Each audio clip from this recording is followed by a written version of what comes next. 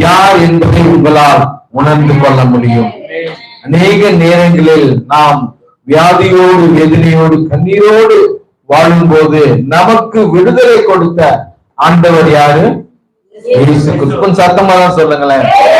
இயேசு கிறிஸ்து உங்க வாழ்க்கையில இடைபடவில்லை என்றால் நிச்சயமாக நீங்கள் ஒருவேளை வேதனையோடு, கண்ணீரோடு, மரணத்தின் விளிம்பில் நீங்கள் இருந்திருப்பீங்க.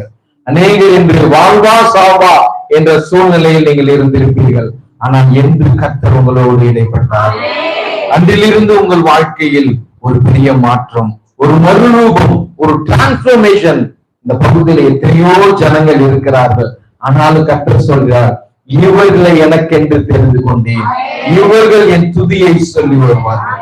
ஆண்டவருக்கு லேசான காரியங்க, உங்களை கொண்டு பெரிய காரியங்களை செய்வேன் என்று வாக்கு பண்ணுகிறார்.